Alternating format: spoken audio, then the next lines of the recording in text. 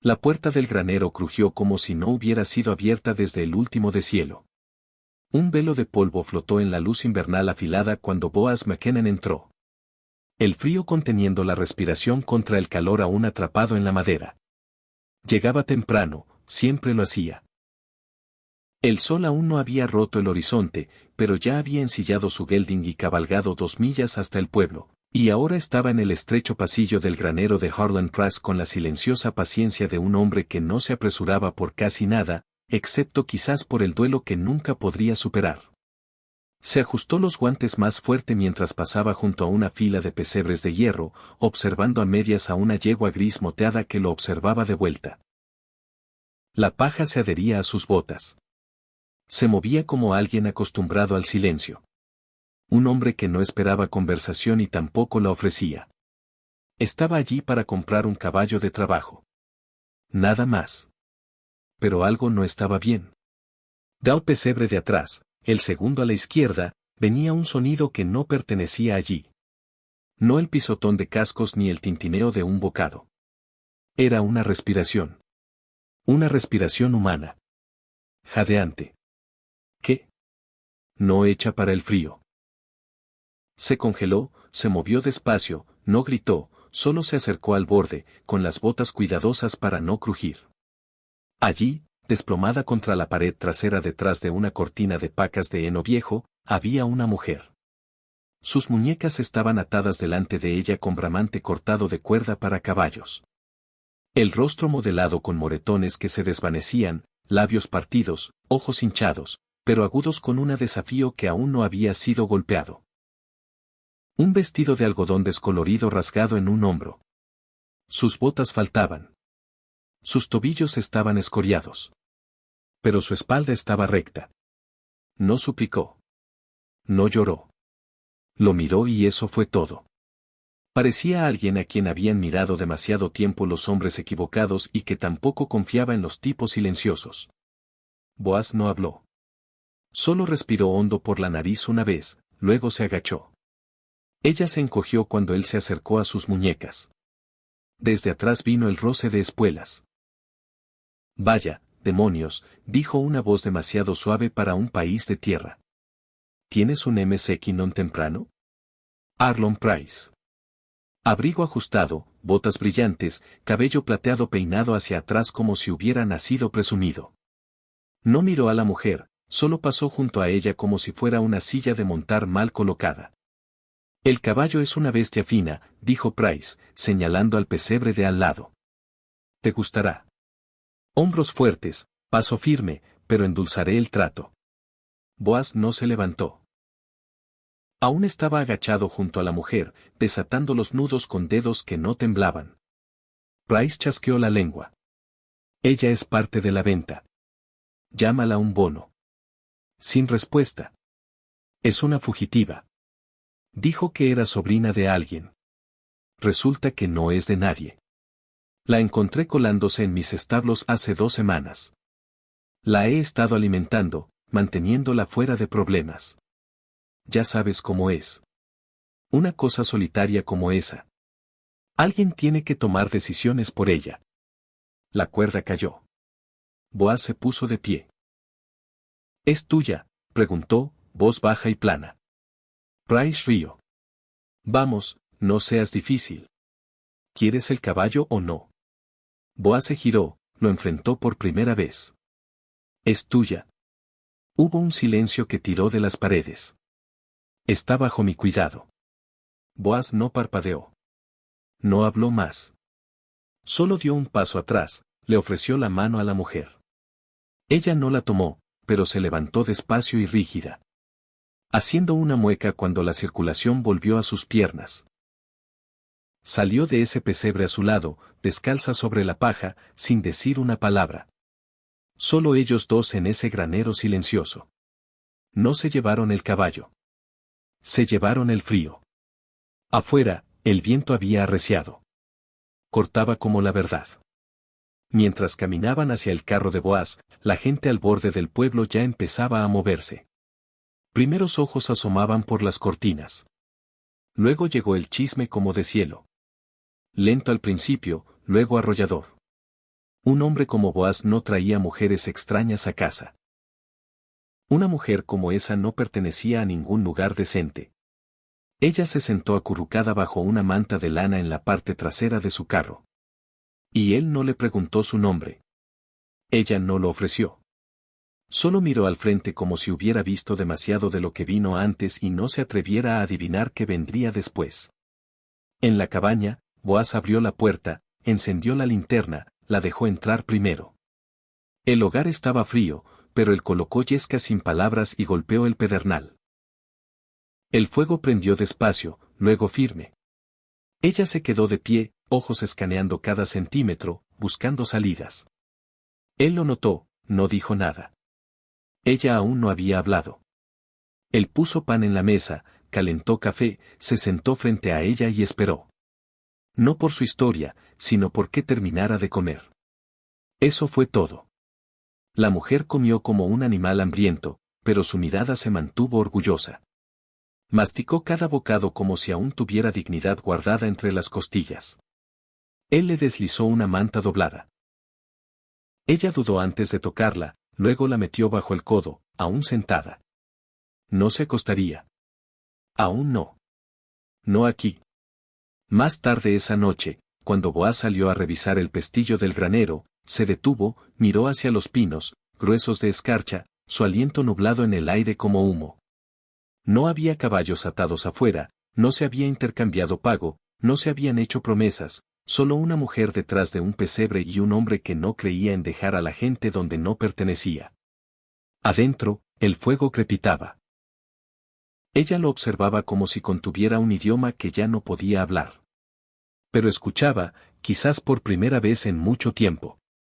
Y Boaz se sentó junto a la ventana, observando la nieve caer sobre una cerca que una vez marcó el borde de su dolor. Ya no se sentía como un límite. Se sentía como el comienzo de algo lento, silencioso e inacabado. Algo por lo que valía la pena quedarse despierto para ver. Y lector, si alguna vez has encontrado algo bueno donde no se suponía que miraras, ya sabes. A veces un hombre va a comprar un caballo y en cambio trae a casa la parte de sí mismo que pensó que se había ido para siempre. La primera mañana no habló. Boaz la encontró afuera al amanecer, acurrucada en el banco del porche, manta envuelta apretada alrededor de las rodillas como si nunca hubiera dejado de esperar que alguien la arrancara de allí. Sus pies descalzos flotaban sobre las tablas, sin tocar el suelo como si no confiara lo suficiente en el mundo para aterrizar aún. Él no le preguntó qué hacía allí. Simplemente le dio una taza de café, vapor enroscándose en la pálida mañana, y se paró a su lado, ojos escaneando las colinas por algo que aún no llegaba. Ella tomó la taza con ambas manos, no bebió, no lo agradeció tampoco, y Boaz no lo esperaba. Adentro, el fuego no había muerto durante la noche. Él lo había alimentado mucho después de que ella se durmiera en el suelo, envuelta en la misma manta de lana en la que una vez enterró a su perro. Ella no tomó la cama, ni siquiera miró hacia la habitación, solo se sentó en la esquina como si no perteneciera a ningún lugar. Esa mañana, él salió al pastizal del norte. Las tablas de la cerca se habían soltado de nuevo, tercas contra el viento. Le dejó pan, huevos, una palangana de agua limpia. Cuando regresó a mediodía, la comida había desaparecido. La palangana vacía, pero la mujer no estaba en la casa. La encontró en el granero, no escondida, solo sentada en el heno junto al pesebre en el que una vez estuvo atada, mirando los motas de polvo danzar en un rayo de luz. Boaz se quedó en la puerta un momento, observándola. Ella no levantó la vista. Llevaba una de sus camisas de franela, que le tragaba los hombros por completo. Su propio vestido rasgado colgaba de un gancho, enjuagado y goteando. Él no le preguntó por qué lo había lavado. Sabía que planeaba irse, pero aún no lo había hecho. Más tarde esa tarde, ella encendió la estufa sin preguntar. Revolvió los estantes, rompió 2 huevos en una sartén. Sus manos estaban magulladas, pero firmes. No habló ni siquiera cuando el aroma de la yema frita llenó la cocina. Colocó el plato frente a él. Él asintió una vez. Ella se sentó al otro lado de la habitación junto a la ventana, brazos cruzados como si poner la mesa entre ellos la protegiera de una amabilidad que no podía devolver. Él tomó un bocado. Dispara. Tomó un sorbo de agua. Delaney. Las palabras se deslizaron como una disculpa. Ella levantó la vista.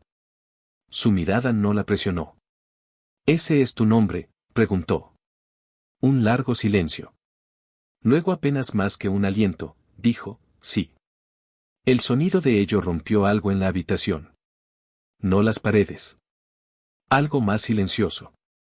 Algo más cerca del corazón. No dijo más. Solo miró cómo la última luz se drenaba del borde de las colinas, la nieve capturando fuego al irse. Esa noche, Ida McCraw llegó. Golpeó con los nudillos y no esperó invitación. Una mujer alta con cabello plateado recogido en un chal verde salvia que había visto más inviernos que la mayoría del pueblo junto. Trajo hilo y azúcar, aunque Boaz no había pedido ninguno. Sus ojos se posaron en Delaney, aún junto al fuego, aún pequeña como si se preparara para el ridículo, y no se suavizaron, pero tampoco se endurecieron. Bueno, dijo Eda, dejando su cesta. El viento se ha vuelto malo. Boaz asintió. Va a helar por la mañana. Eda cambió la mirada. ¿Se quedará mucho? Boaz no respondió. Delaney respondió por él. Solo hasta que averigüe qué sigue. Eda levantó una ceja. Mucha gente en el pueblo averiguando lo mismo. La mandíbula de Delaney se crispó. No soy gente. No, acordó Eda. Pero hablarán como si lo fueras. Esa era la verdad. Al día siguiente, Boaz cabalgó al pueblo por sal y avena. No se quedó. No necesitaba. Pero la palabra ya había florecido como escarcha en las ventanas. El hombre que nunca hablaba mucho había recogido a una chica extraña, descalza, magullada, sin familia. Susurros se curvaban bajo las puertas. El deputy Bexba preguntó casualmente si Boaz necesitaba ayuda en el rancho. Cuando Boaz dijo no, el deputy se apoyó en el mostrador y dijo, solo asegurándome de que ella está allí por propia voluntad. Lo está, dijo Boaz, porque Arlon entró alterado, alegando que ella le debía por alojamiento. Dijo que huyó con su dinero. Boaz no miró al hombre, solo levantó el saco de avena y salió. Cuando regresó a casa, Delaney no estaba en la casa, ni en el granero. La encontró detrás del cobertizo, manos en la tierra fría, plantando algo en hileras demasiado rectas para ser al azar. ¿Qué haces?, preguntó. Ella no levantó la vista. Había semillas en la despensa.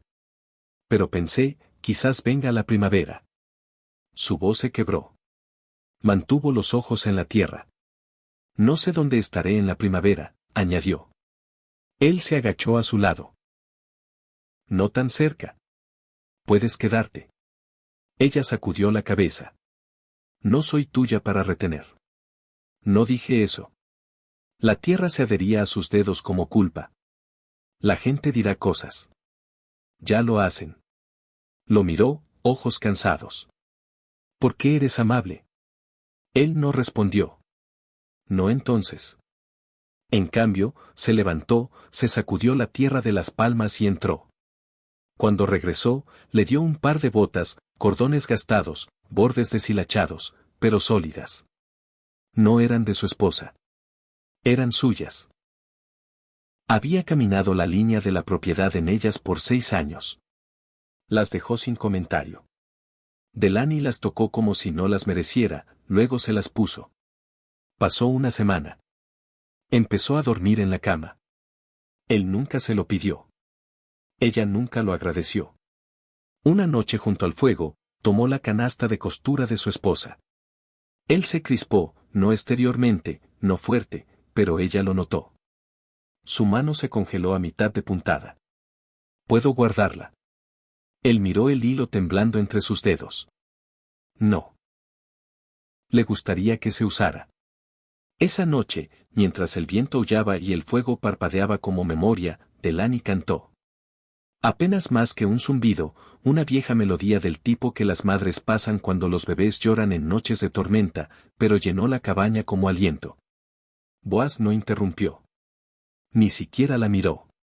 Pero cuando terminó, dijo, mi esposa solía cantar eso cuando las tuberías se congelaban. Delaney no respondió. Solo lo zumbó una vez más suave, como una oración. Unos días después, Harlan Trask vino, cabalgó por el camino con botas demasiado pulidas para el barro y una sonrisa que no pertenecía cerca de cercas. Delaney se congeló en la ventana, se apartó como si su sonrisa tuviera dientes. Boaz salió antes de que ella pudiera hablar. ¿Vienes por el caballo?, preguntó. Harlan desmontó, cepillando polvo invisible de su abrigo. Vengo por lo mío. Boaz no se movió. ¿Tienes papeles? Harlan dijo, sacándolos de su abrigo. Firmados por su familia, su hermanastro me dio derechos de trabajo a cambio. Es propiedad hasta que salde sus deudas. Boaz tomó los papeles.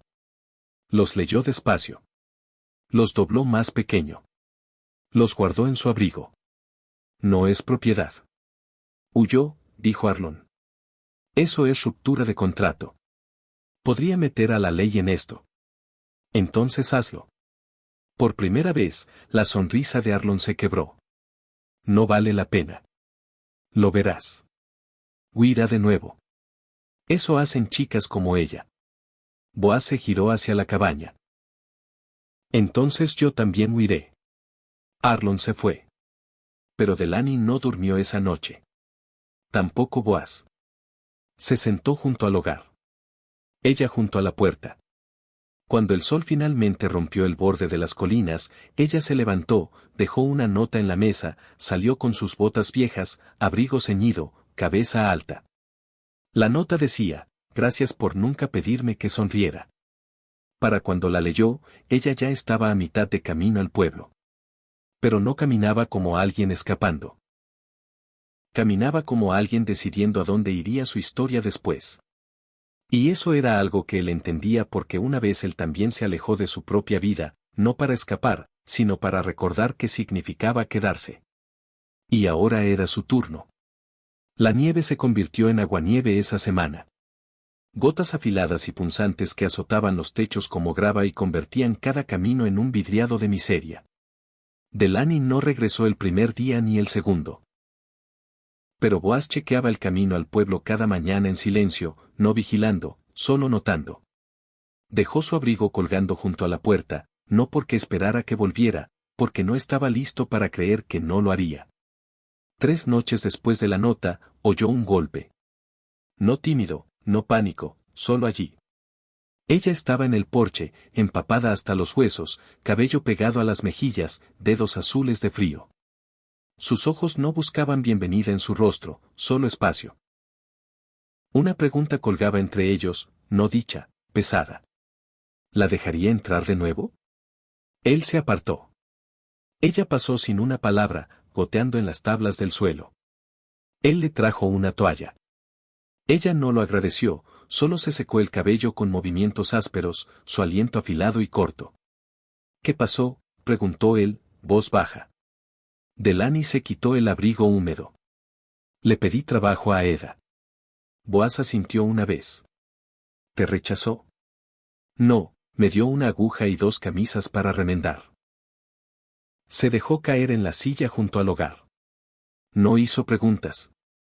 Solo la miró mucho tiempo como si ya supiera todas sus respuestas. El silencio se estiró. Boaz le sirvió una taza de té y la puso a su lado. Ella no la tomó, solo miró al fuego.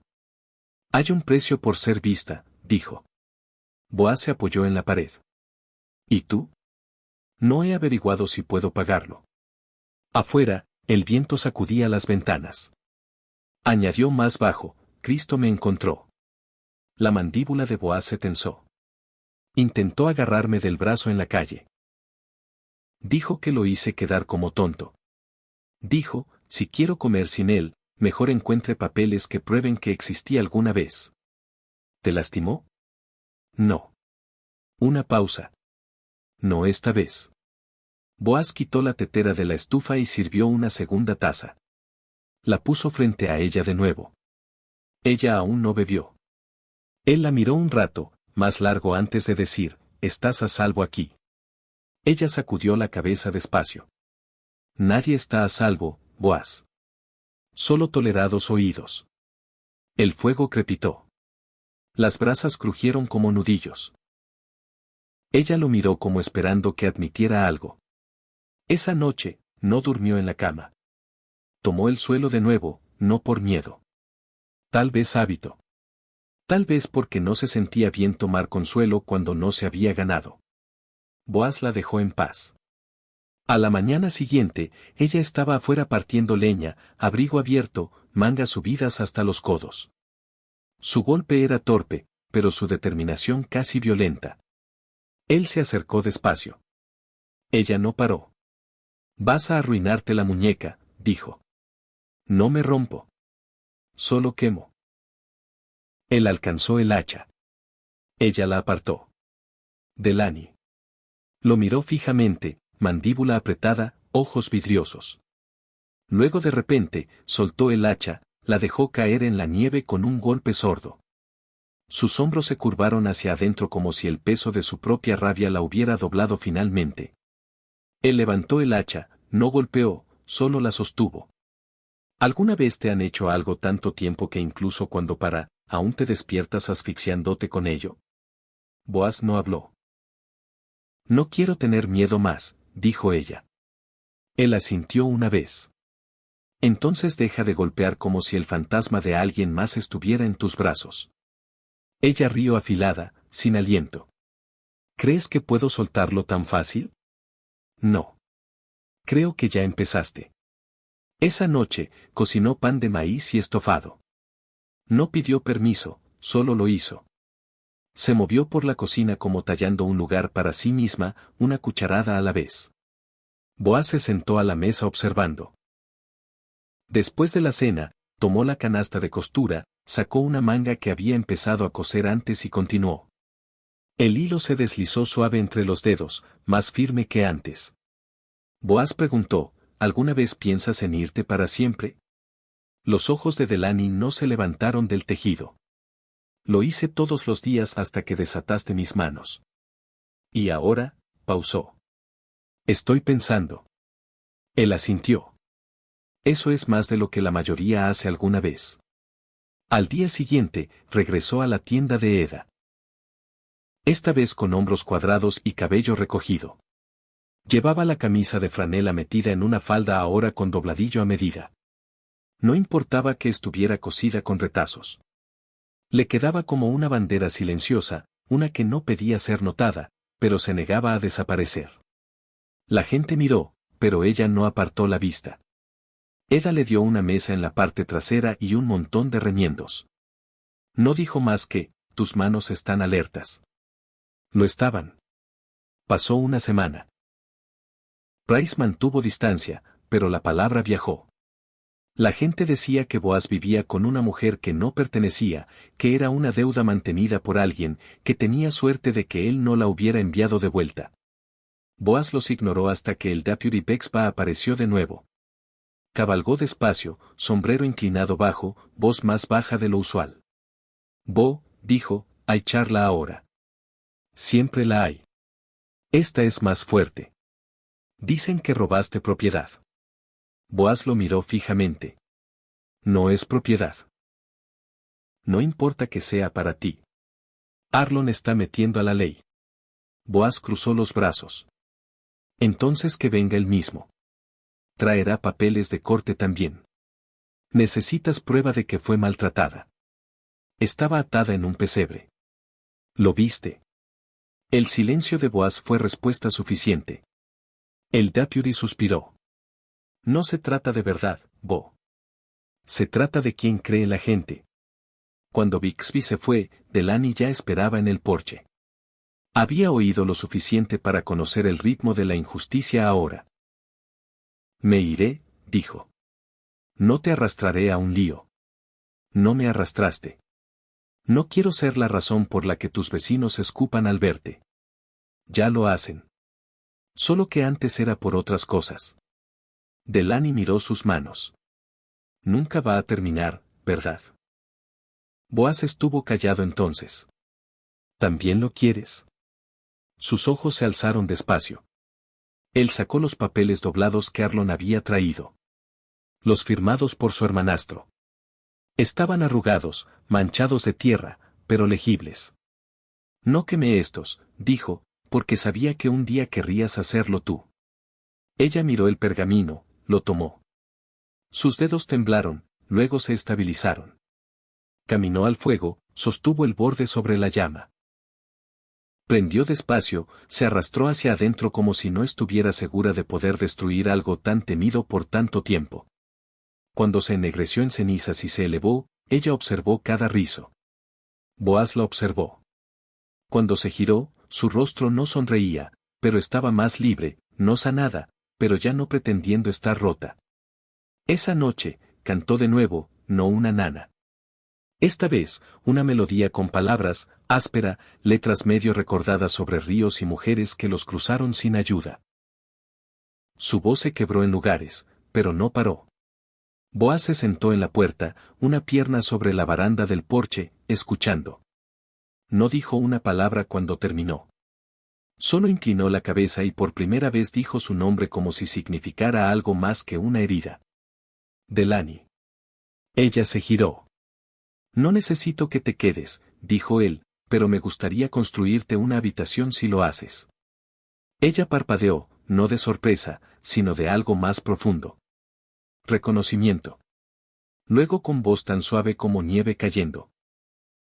Boaz, nunca pedí ser rescatada. Lo sé, pero no me importaría ser recordado. Él asintió, luego fue a buscar su martillo. Y así fue como el fuego empezó a prender. No todo a la vez. No solo con chispas, sino con dos personas construyendo paredes que finalmente se sentían hechas para retener calor. No secretos. Y si alguna vez has conocido a alguien que no intentó arreglarte, solo te sostuvo la puerta abierta hasta que estuviste listo para pasar, entonces sabes. A veces el fuego que no pudiste encender por años solo necesitaba que alguien te diera la cerilla. El cielo colgaba bajo sobre el pueblo esa mañana, hinchado de nieve que aún no había caído. La luz se filtraba delgada a través de las nubes, lanzando todo en un silencio, el tipo de silencio que viene antes del juicio o quizás revelación. Delany caminó por la calle principal con el viejo abrigo rojo de la esposa de Boaz. El dobladillo rozando sus botas, hombros rectos, ojos al frente. La gente miró. No porque pareciera salvaje. Ya no lo parecía. No porque estuviera magullada. Las marcas se habían ido. Miraron porque no bajaba la mirada. Porque tenía la audacia de caminar como si perteneciera. El abrigo no le quedaba del todo bien. Se adhería a su figura como recordando un cuerpo diferente. Pero era cálido y ahora era suyo, no por regalo, sino por supervivencia.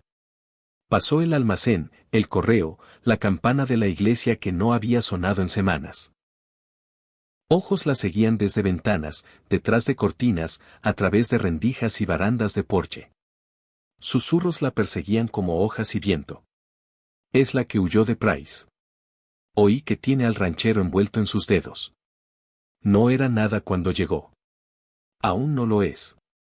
Delany no se inmutó. Su rostro no tenía desafío, solo dignidad, pesada y deliberada. Entró en la tienda de Ida McCraw. La campana sobre la puerta tintineó como advertencia. Eda levantó la vista del mostrador y no dijo nada al principio.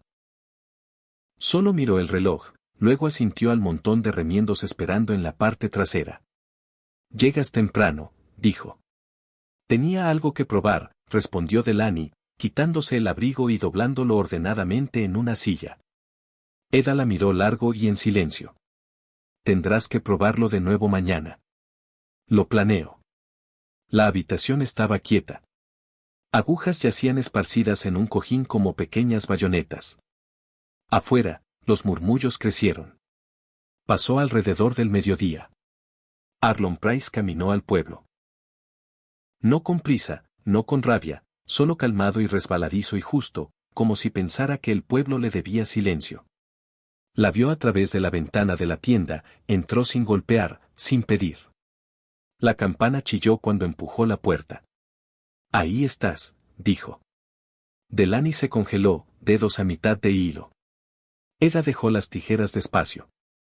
¿Crees que puedes humillarme?, gruñó Arlon.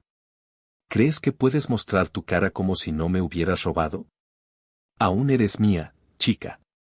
Delaney se levantó. No rápido. No temblando. No soy tuya, dijo.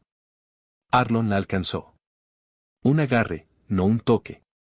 Entonces la puerta se abrió de nuevo. Boaz. Estaba allí con su abrigo de lona, sombrero aún polvoriento de nieve, botas húmedas del cruce del arroyo. Sus manos vacías, pero su presencia pesada. No gritó, no sacó. Solo se interpuso. Ella te dijo que no, dijo Boaz. Es una mentirosa. Es libre. Arlon resopló. Es una vagabunda. La mantienes como a un perro y lo llamas caridad. Boaz lo miró. Sin expresión. Solo ese silencio interminable e ilegible que llevaba como armadura. Entonces, ¿por qué tanto miedo de que camine por el pueblo?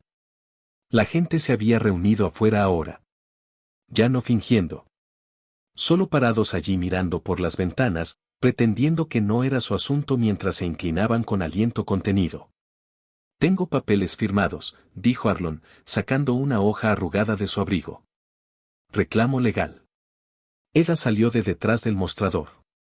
Y yo te vi arrastrarla a ese pesebre hace 2 meses. No tenía zapatos.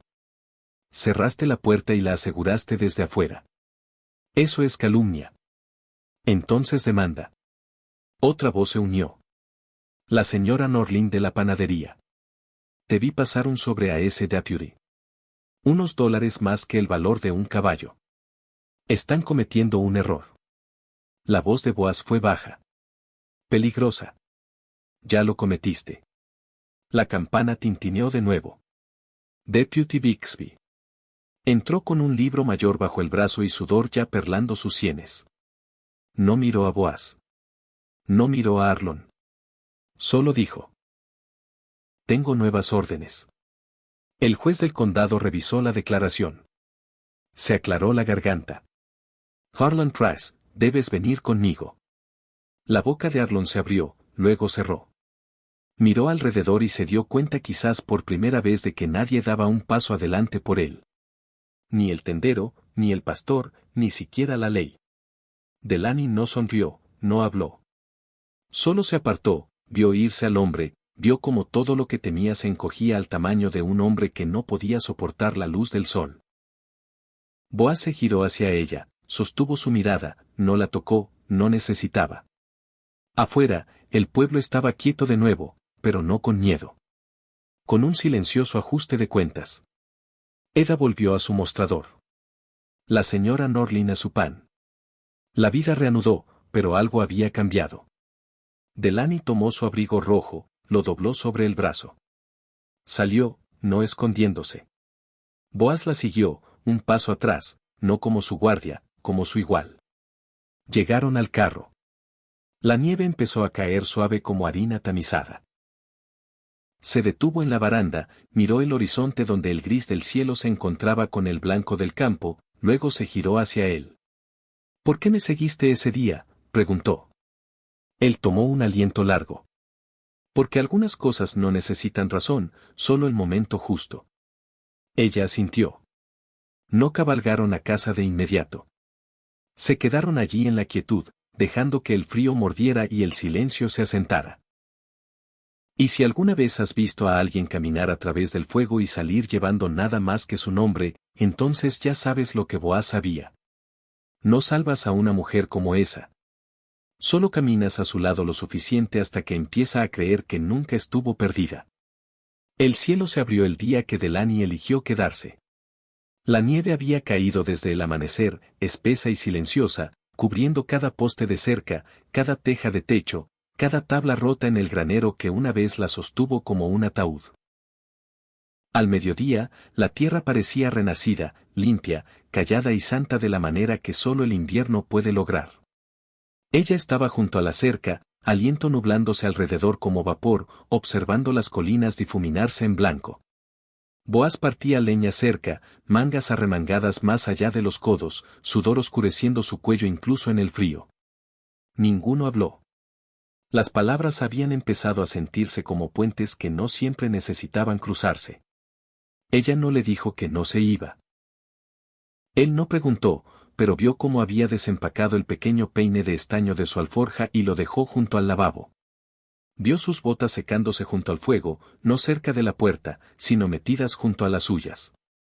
Vio sus manos cosiendo cortinas nuevas de lino viejo. Sin patrón, solo instinto.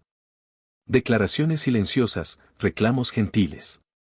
Esa noche, lo encontró en el granero, martillando una viga nueva en el marco de lo que solía ser un pesebre roto.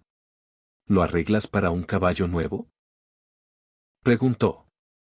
Él pausó, se giró despacio, ojos suaves pero ilegibles. No. Ella se acercó. El granero olía a madera vieja y de cielo de nieve. Pasó la mano por el borde de la viga. Estaba suave, limpia. Él observó sus dedos trazar la veta. Pensé que quizás debería ser algo más ahora. ¿Cómo qué? ¿Una despensa o un sótano de raíces? ¿Tal vez una cuna? Depende de lo que la casa necesite después. Ella no rió, pero algo en su rostro se suavizó como un deshielo justo bajo la piel. Sus dedos se detuvieron, descansaron planos contra la viga. No quiero ser alguien a quien rescataste, dijo. No lo eres. No quiero lástima o caridad. Él dejó el martillo. ¿Alguna vez me has visto dar alguna? Delany lo miró entonces. No como una mujer evalúa a un hombre. No como una vez miró al peligro, sino como alguien que ha dejado de correr y quiere saber qué pasa después. No vine aquí para ser tuya, susurró. Pero no quiero irme y olvidarte tampoco. Boaz se acercó un paso, lo suficiente para que el frío se calentara entre ellos. No quiero que seas mía, dijo. Quiero que estés aquí si eso es lo que quieres. Su aliento se entrecortó. ¿Puedes construir algo con alguien, incluso cuando ambos aún están rotos en lugares? Solo entonces aguanta. Esa noche no hablaron mucho. Ella hizo la cena, frijoles y pan de maíz y algo dulce con manzanas secas, y él avivó el fuego hasta que bailó como si hubiera esperado años para ser notado. Se sentaron a la mesa comiendo en silencio Campanyenebel, el tipo de silencio que llena en vez de vaciar. Más tarde, bajó el viejo chal de boda de su esposa del gancho junto a la ventana, lo dobló gentilmente, lo presionó en un cajón, no para borrar a la mujer que vino antes, sino para hacer espacio a la que vino después. Él lo notó, no dijo nada, pero cuando salió al porche, dejó la puerta abierta detrás. Algo pequeño, pero ella lo sintió como una invitación. La nieve había parado.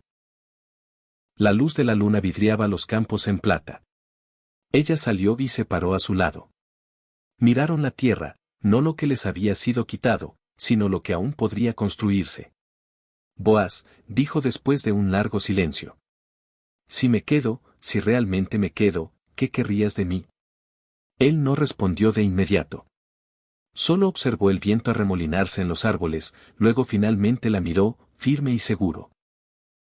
Un nombre en la escritura, una taza en el estante, una mano a la que pueda alcanzar cuando la noche se haga larga. Nada más. Ella exhaló afilada y temblorosa. Eso es todo. Él asintió una vez. Más tarde, en el calor de la cabaña, ella se cepilló el cabello junto al fuego, como solía cuando nadie miraba. Solo esta vez, alguien sí. Boaz se sentó en la silla frente a ella, manos descansando en las rodillas, solo observando, no para reclamar, no para juzgar, solo para presenciar el acto sagrado de ver sin demandar. Ella sonrió entonces, una real, pequeña, torcida. Y fue entonces cuando él alcanzó bajo la mesa y deslizó un papel doblado hacia ella. Una escritura. Mitad de la tierra, mitad de la casa, firmada con su nombre. Ella lo miró como si pudiera desvanecerse si parpadeaba. No he hecho nada para merecer esto, dijo. Nadie lo hace nunca, respondió él. Por eso significa algo. El viento aullaba afuera, pero adentro estaba quieto. Ella no lloró. pero sus manos temblaron al doblar el papel y colocarlo junto a su plato, y él no preguntó si se quedaría porque ya lo había hecho. Esa noche durmió en la cama y él en el suelo solo una vez más porque algunas transiciones necesitan gracia. Pero por la mañana cuando despertó, él estaba a su lado, completamente vestido, botas aún puestas pero allí. Y ella no se apartó. Yacieron en silencio, ojos abiertos, mirando el techo de madera. Cuando habló, su voz apenas más alta que el viento. ¿Alguna vez piensas que algunas personas nunca estuvieron destinadas a ser salvadas, solo sostenidas hasta que puedan pararse solas? Él giró la cabeza, encontró su mirada.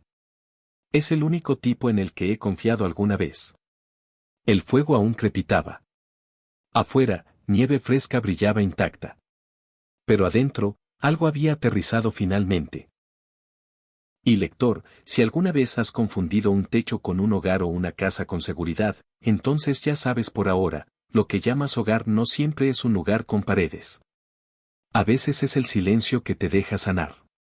A veces es el hombre que no hace preguntas, solo te construye una puerta que puedes cerrar desde adentro. Y a veces es el abrigo rojo colgando junto a esa puerta, un poco gastado, un poco desvaído, prueba de que pasaste por algo que nadie más hizo y saliste entera. Así que si alguna vez encuentras a alguien que te ve no por lo que fuiste, sino por lo que aún estás convirtiéndote, quédate. Porque encontraste el tipo de hogar que no puede quemarse. Por favor, suscríbete a Historias del Viejo Oeste.